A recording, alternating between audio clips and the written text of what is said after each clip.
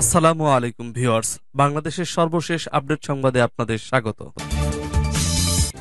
জানিয়ে দিব আমাদের হাতে থাকা সর্বশেষ গুরুত্বপূর্ণ আপডেট বাংলা সংবাদ। আবু সাইদ হত্যায় অভিযুক্ত 2 পুলিশ গ্রেপ্তার। জানিয়ে দিব জলসীমায় নৌবাহিনী ও কোস্টগার্ড সর্বদা নিয়োজিত থাকবে বলছে নৌপ্রধান। আরো জানিয়ে দিব যেভাবেই হোক ঘুষ বন্ধ করতে হবে বলছে স্বরাষ্ট্র উপদেষ্টা।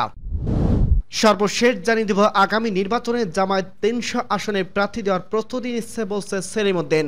সর্বশেষ জানিয়ে দেব গণহত্যার সাক্ষ্য তথ্য উপাত্ত সংগ্রহ কাজ চলছে বলছে চিফ প্রসিকিউটর। শুনছিলেন সংবাদ শিরোনাম, এরপর বিস্তারিত। তার আগে অনুরোধ থাকবে ভিডিওটি যদি ভালো লেগে থাকে ভিডিওটির একটি লাইক এবং কমেন্ট করে জানিয়ে দিন ভিডিও সম্পর্কে আপনার মূল্যবান মতামত, এবং আরো কমেন্ট করে জানিয়ে দিন ভিডিওটি আপনি কোথা থেকে দেখছেন এবং শুনছেন।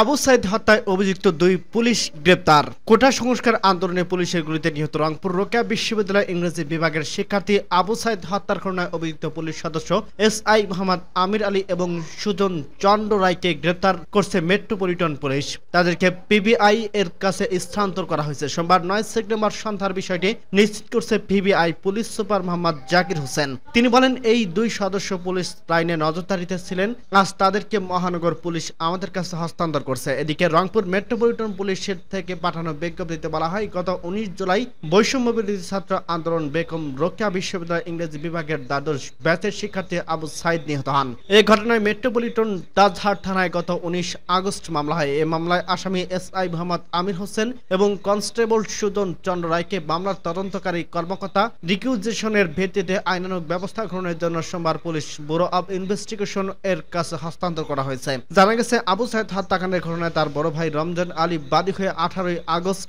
মেট্রোপলিটন তাজহাট থানায় একটি হত্যা মামলা করেন। মামলায় পুলিশের সাবেক মহাপরিদর্শক আইজিপি চৌধুরী আব্দুল্লাহ আল মামুন, রংপুর রেঞ্জের সাবেক উপ মহাপরিদর্শক ডিআইজি আব্দুল বাতেন, রংপুর মহানগর পুলিশের সাবেক commissioner Mohammad Moniruzzaman, DC crime Abu Jafar Hossain, police সদস্য সৈয়দ আমির আলী, সুজন চন্দ্র রায় সহ 17 জনের বিরুদ্ধে মামলা হয়েছে। এছাড়া অজ্ঞাতনামা আসামি করা হয়েছে 30 থেকে 35 জনকে। এর আগে গত 3 আগস্ট এই 2 পুলিশ সদস্য এএসআই আমির আলী এবং কনস্টেবল সুজন চন্দ্র রায়কে বরখাস্ত করা হয়েছিল। মামলা এজাহারে আবু সাইদের বড় ভাই রমজান আলী উল্লেখ করেন, কোটা সংস্কারের দাবিতে রংপুরে বৈষম্য বিরোধী ছাত্র আন্দোলনের নেতৃত্বে আন্দোলনে অন্যতম সমন্বয়ক ছিলেন আবু সাইদ। গত 16 জুলাই আবু সাইদ নিরস্ত্র ও একা ছিলেন। তিনি দৃশ্যত পুলিশের জন্য কোনো হুমকি ছিলেন না। তা সত্ত্বেও তাকে শটগান দিয়ে গুলি করা হয়। আবু সাইদ পরে গিয়ে একাধিকবার দাঁড়ানোর চেষ্টা করলেও আসামিরা পূর্ব পরিকল্পিতভাবে তাকে একাধিকবার গুলি করেন। এজাহারে বলা হয়েছে, ঘটনা দিন বেলা 2টার দিকে বেগম রোকেয়া বিশ্ববিদ্যালয়ের ভেতরে থেকে শাখা ছাত্রলীগের সভাপতি পোমেল বড়ুয়ার নেতৃত্বে ছাত্রছাত্রীদের উপর ইটপাটকেল নিক্ষেপ শুরু হয়। আবু সাইদ পিছু না হটে 2 হাত প্রসারিত করে বুক পেতে দিয়ে এগিয়ে যান পুলিশের সামনে। ওই সময় প্রক্টর অফিসের কর্মকর্তা রবিউল হাসান হেলমেট পরে আবু সাইদের কে লক্ষ্য করে গুলি করুন বলে নির্দেশ দেন। অপর 2 আসামি বিশ্ববিদ্যালয়ের 2 শিক্ষক মশিউর রহমান ও আসাদুজ্জামান মন্ডল পুলিশকে গুলি করতে প্ররোচিত করেন। আবু সাইদ বেগম রোকেয়া বিশ্ববিদ্যালয় ইংরেজি বিভাগের 12তম ব্যাচের শিক্ষার্থী ছিলেন। নিরস্ত্র আবু সাইদকে পুলিশের গুলি করার ভিডিও ছড়িয়ে পড়লে সারা দেশে ব্যাপক প্রতিক্রিয়া সৃষ্টি হয়। মামলায় বাদী রমজান আলী বলেন, আমার ভাইকে গুলি করে হত্যা করা হয়েছে। তার ন্যায় বিচার পাওয়ার জন্য মামলা করেছে। আমি সুস্থ তদন্ত চাই। যারাই অপরাধী তাদের আইনের আওতায় এনে ন্যায় বিচার করতে হবে। জলসীমায় নৌবাহিনী ও কোস্টগার্ড সর্বদা নিয়োজিত থাকবে বলছে নৌপ্রধান। সাম্প্রতিক সময় দেশব্যাপী উদ্ভূত পরিস্থিতিতে উপকূলীয় অঞ্চলের তৃণমূল পর্যায়ে নৌবাহিনী ও বিমান বাহিনীর কার্যক্রম পরিদর্শন করছেন নৌবাহিনীর প্রধান অ্যাডমিরাল এম নাজমুল হাসান। এরই ধারাবাহিকতায় ভোলা জেলায় সার্বিক নিরাপত্তা, আইন শৃঙ্খলা পরিস্থিতি, রাষ্ট্রীয় অবকাঠামো সুরক্ষা এবং যৌথ বাহিনীর কর্মকাণ্ড পরিদর্শন করেন তিনি। পরিদর্শন শেষে সোমবার 9 সেপ্টেম্বর সকাল 11টায় ভোলা সার্কিট হাউসে নৌ কন্টিনজেন্ট, স্থানীয় প্রশাসন এবং আইন শৃঙ্খলা রক্ষাকারী বাহিনী সহ সংশ্লিষ্ট সবার সঙ্গে মত বিনিময় করেন তিনি। মত বিনিময় শেষে এক প্রেস ব্রিফিংকালে তিনি বলেন, আমাদের ছাত্র জনতার সফল আন্দোলনে দেশে যে পরিবর্তন এসেছে, এই পরিবর্তনের সুফল যাতে এদেশের জনগণ পায় তার সবাইকে একসঙ্গে কাজ করতে হবে। ভোলায় 150 কিলোমিটার এলাকায় জলপথ রয়েছে। এই জলপথ পাহারা দেওয়ার জন্য আগে থেকে পুলিশ ও কোস্টগার্ড মোতায়েন ছিল। বর্তমানে নৌ বাহিনী এক কাজ করছে। জননিরাপত্তার জোরদার করা হয়েছে। বিশেষ করে সাগর মোহনায় টহল জোরদার করা হয়, যাতে কোনো ধরনের চাঁদাবাজি, কোনো রকম সহিংসতা না হয়। বাংলাদেশের জলসীমায় বহিরাগত কোনো জেলার যাতে আমাদের মৎস্য সম্পদ নিরাপদ নিয়ে যেতে না পারে সেজন্য নৌবাহিনী ও কোস্টগার্ড সর্বদা নিয়োজিত থাকবে। তিনি আরো বলেন, 1.5 মাস ধরে আমাদের নৌবাহিনী ও বিমান বাহিনীর সদস্যরা কাজ করে যাচ্ছেন। তাদের কার্যক্রম দেখার জন্যই আজ এখানে এসেছি। আমাদের সশস্ত্র বাহিনী, বিশেষ করে নৌবাহিনী ও বিমান বাহিনী সবসময় জনগণের পাশে ছিল এবং ভবিষ্যতেও থাকবে। আইন শৃঙ্খলা রক্ষার জন্য প্রশাসনকে আমরা সহযোগিতা করছি। ভোলার এরিয়ার যে কমান্ডার আছেন তিনি জেলা প্রশাসনের সঙ্গে বসে সমস্যা সমাধানের জন্য একসঙ্গে কাজ করবেন। এখানে কিছু চ্যালেঞ্জ রয়েছে, বিশেষ করে জনগণের কিছু দাবি রয়েছে। এখানে প্রচুর গ্যাস রয়েছে, স্থানীয় এলাকাবাসী যে গ্যাস পায় সেজন্য তাদের দাবিগুলো আমি সরকারের কাছে উপস্থাপন করব। সরকার পতনের পর ভোলার বিভিন্ন এলাকায় সন্ত্রাসীরা বিভিন্ন কর্মকাণ্ড চালিয়ে যাচ্ছে। সাংবাদিকদের এমন প্রশ্নের উত্তরে নৌবাহিনীর প্রধান বলেন, 5 আগস্টের পর এ ধরনের ঘটনা সম্পর্কে আমরা অবগত আছি। আমরা জানতে পেরেছি ভোলায় 97টি বৌদ্ধ আগ্নেয়াস্ত্রের মধ্যে ঢাকায় 2টি সহ মোট 86টি অস্ত্র জমা পড়ছে। বাকি 11টি লাইসেন্স বিপরীতে কোনো আগ্নেয়াস্ত্র কেনা হয়নি বলে জানা গেছে। উপকূলের চরাঞ্চলে যেসব অবৈধ অস্ত্র রয়েছে তা গোয়েন্দা সংস্থার রিপোর্টের ভিত্তিতে এসব অস্ত্র উদ্ধারে প্রশাসনের সহায়তা যৌথ বাহিনী কাজ করবে। এ সময় নৌবাহিনীর প্রধান সবার সম্মিলিত প্রয়াসে বিরাজমান পরিস্থিতি মোকাবেলা করে একটি জনবান্ধব ও কল্যাণমূলক রাষ্ট্র গঠনের আশাবাদ ব্যক্ত করেন। যেভাবেই হোক ঘুষ বন্ধ করতে হবে বলছে স্বরাষ্ট্র উপদেষ্টা। স্বরাষ্ট্র উপদেষ্টা লেফটেন্যান্ট জেনারেল মোহাম্মদ জাহাঙ্গীর আলম চৌধুরী আব্দুল বলছেন, যেভাবেই হোক ঘুষ খাওয়া বন্ধ করতে হবে, এর কোনো বিকল্প নেই। তিনি সোমবার রাজধানীর বকশীবাজারের করা অধিদপ্তরের কারা কর্মকর্তাদের সঙ্গে মত বিনিময় সভায় একথা বলেন। তিনি বলেন, বৈষম্য বিরোধী ছাত্র আন্দোলন শুধু কোঠার জন্য হয়নি, এর পেছনে মূল কারণ হিসেবে কাজ করছে ঘুষ, দুর্নীতি এবং দ্রব্যমূল্যের ঊর্ধ্বগতি। তাই ঘুষ খাওয়া চলবে না, যেভাবেই হোক ঘুষ খাওয়া বন্ধ করতে হবে, এর কোনো বিকল্প নেই।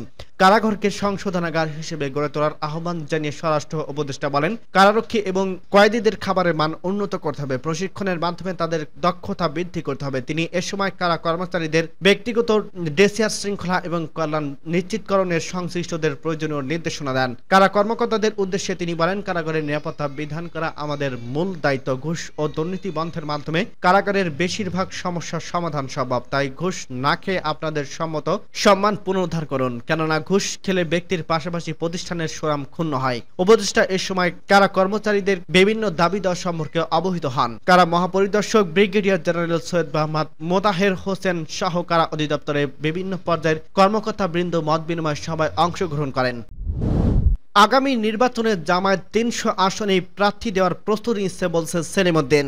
বাংলাদেশ জামায়াত ইসলামী কেন্দ্রীয় নির্বাহী পরিষদের সদস্য ও ঢাকা মহানগর উত্তরের আমির মোহাম্মদ সেলিম উদ্দিন বলছেন, আগামী নির্বাচনে জামায়াত 300 আসনে প্রার্থী দেওয়ার প্রস্তুতি নিচ্ছে। তবে যদি ইসলামী দলগুলো নিয়ে কোনো সম্মিলিত পদক্ষেপ হয় তাতে তাদের অংশগ্রহণ থাকবে। সোমবার 9 সেপ্টেম্বর দুপুরে 2টায় সিলেটের বিয়ানীবাজার পৌর শহরে একটি অভিজাত রেস্টুরেন্টে হলরুমে আয়োজিত বিয়ানীবাজারে কর্মরত প্রিন্ট, ইলেকট্রনিক এবং অনলাইন গণমাধ্যমে সাংবাদিকদের মত বিনিময়কালে তিনি একথা বলেন। তিনি বলেন, বাংলাদেশ জামায়াত ইসলামী বিগত দিনে সরকারের শত শত জুলুমের শিকার হয়ে মানুষের পাশে ছিল, সবসময় আছে এবং ভবিষ্যতেও থাকবে। বৈষম্য বিরোধী আন্দোলনের ছাত্রদের নেতৃত্বে এদেশের অপমান মানুষ গণ অভ্যুত্থান ঘটিয়েছে। আগামী বাংলাদেশের অন্যায়কারীর কোনো ছাড় দেওয়া হবে না। তিনি আরো বলেন, বিগত সরকারের দেশকে কেবল পেছনের দিকে নিয়ে গেছে, সর্বক্ষেত্রে দলীয়করণ করে দেশে সহিংসতা এবং প্রতিহিংসার রাজনীতি শুরু করছে। গত 5 আগস্ট ছাত্র জনতার আন্দোলনের স্বৈরশাসক শেখ হাসিনা পতনের পর দেশের মানুষের এক নতুন বৈষম্যহীন নতুন বাংলাদেশ স্বপ্ন দেখছে।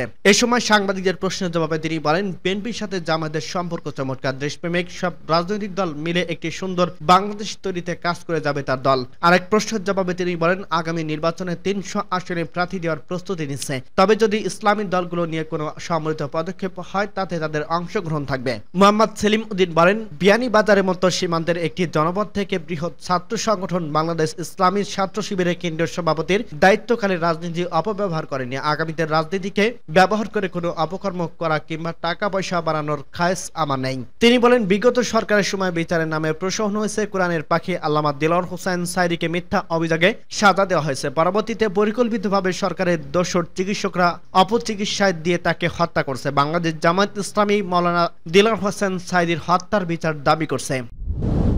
গণহত্যার সাক্ষ্য তথ্য উপাত্ত সংগ্রহের কাজ চলছে বলছে চিফ প্রসিকিউটর। জুলাই আগস্টে ছাত্র জনতার আন্দোলনের সময় বিগত সরকারের নির্দেশের প্রচারিত গণহত্যার তথ্য উপাত্ত চেয়ে সকল গণমাধ্যম, সরকারি বেসরকারি হাসপাতাল, সিভিল সার্জন, প্রত্যেক জেলা প্রশাসক, পুলিশ সুপারকে চিঠি পাঠিয়েছে আন্তর্জাতিক যুদ্ধ অপরাধ ট্রাইব্যুনালের তদন্ত সংস্থা। সোমবার আন্তর্জাতিক অপরাধ tribunal chief prosecutor Mohammad Tajul Islam সাংবাদিকদের একথা বলেন। চিফ প্রসিকিউটর বলেন, গণহত্যার তথ্য উপাত্ত সংগ্রহ করতে আমরা হাসপাতালগুলোতে গতকাল থেকে পরিদর্শন শুরু করছে। এই কার্যক্রম অব্যাহত থাকবে। জুলাই আগস্ট গণহত্যার তথ্য উপাত্ত দিয়ে সহযোগিতা করতে সংশ্লিষ্ট সরকারের কাছে আহ্বান জানান চিফ প্রসিকিউটর। তিনি বলেন, বিভিন্ন কবরস্থান পরিচালনাকারীদের কাছে তথ্য চেয়ে চিঠি দেওয়া হয়েছে। চিফ প্রসিকিউটর বলেন, আন্দোলনের সবাইকে বড় সাক্ষী হতে ছাত্রছাত্রীরা, এর বিচারের সবচেয়ে বড় সাক্ষী তারা। আমরা এই আন্দোলনের সমন্বয়কদের সাথে মত বিনিময় করব। আসামিদের গ্রেপ্তারের বিষয়ে তিনি বলেন, এই অপরাধগুলোর মাত্রা এতটাই ভয়াবহ যে তদন্তকালে আসামিদের গ্রেপ্তার করা প্রয়োজন হবে। নিশ্চয়ই আমরা অপরাধীদের গ্রেপ্তার চাইব। আমাদের প্রথম চেষ্টা থাকবে যারা সম্ভাব্য অপরাধী তারা যাতে আদালতে জুরিকিরিশনের বাইরে চলে যেতে না পারে সেটা ঠেকানোর চেষ্টা থাকবে। গত শনিবার সুপ্রিম কোর্টে আইনজীবী তাজুল ইসলামকে আন্তর্জাতিক অপরাধ ট্রাইব্যুনালের চিফ প্রসিকিউটর হিসেবে নিয়োগ প্রদান করা হয়েছে। বৈষম্য বিরোধী টানা ৩৬ দিনে আন্দোলনের নির্মূল আইন শৃঙ্খলা রক্ষাকারী বাহিনী তৎকালীন আওয়ামী লীগ দলীয় ক্যাডারদের হামলা সরকারি হিসেবে ৮০০ লোক নিহত হয়েছেন। এর সংখ্যা আরো বেশি বলে